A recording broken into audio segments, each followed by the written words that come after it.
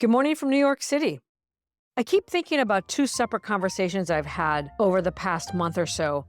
And if you've followed me for any amount of time, you know I'm always looking for clues in the form of reoccurring thoughts and basically anything that happens more than twice. It always calls my attention.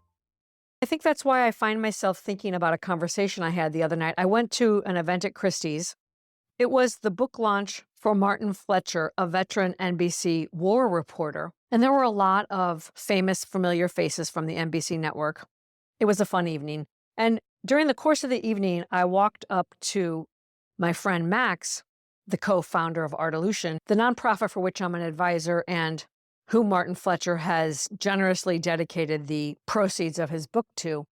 Anyway, I interjected myself in this conversation and I was introduced to a gentleman and we were making introductions and he told me that he had recently retired from NBC.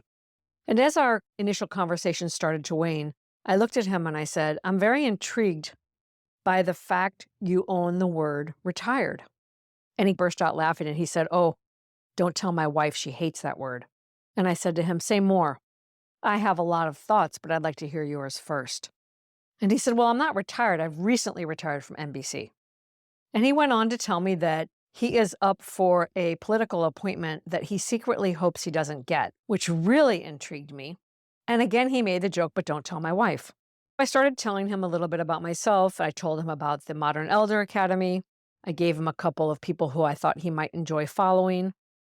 I talked about longevity and how that's impacted how people are thinking and talking about life after 55. And it was a generally fun conversation.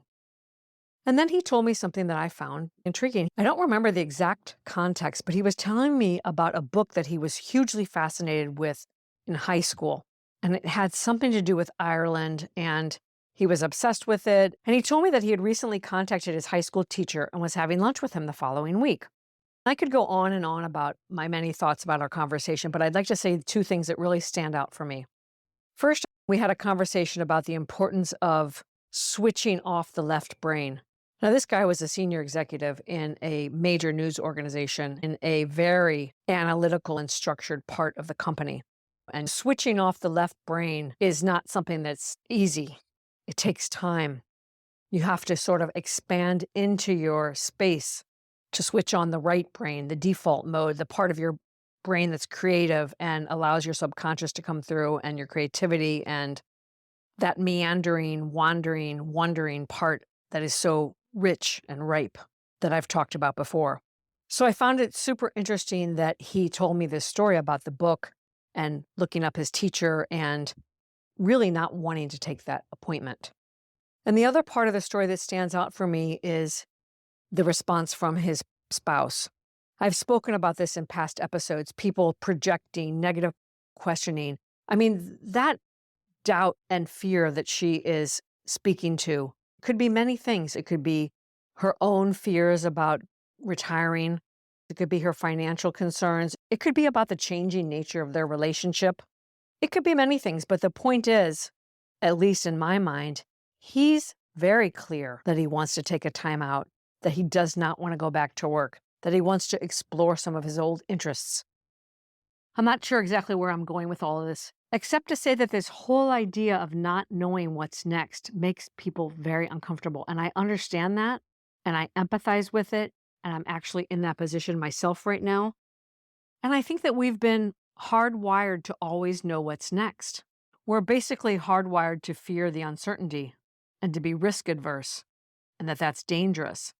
We're taught, for example, from a very young age, never to leave a job unless we have another job.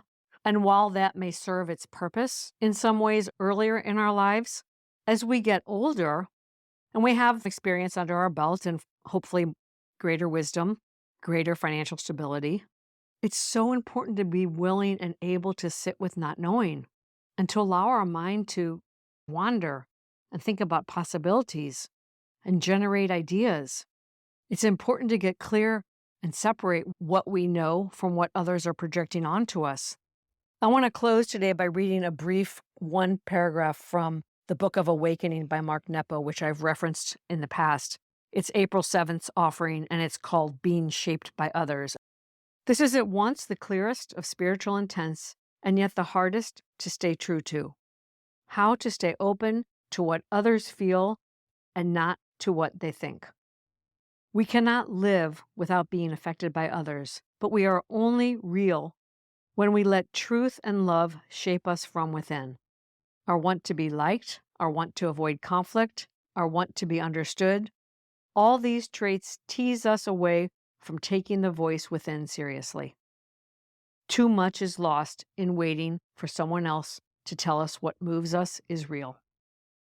So I'll end by saying that I hope my NBC friend listens to his own instincts, does not take that appointment, allows himself to rediscover and re-engage lost hopes and dreams. He's got plenty of proof that he's not a lazy person who's going to dig a hole and put their head in the sand. I felt a lot of excitement and possibility for him, and I trust he'll find his way. That's all for now. Until next time, from my heart to yours.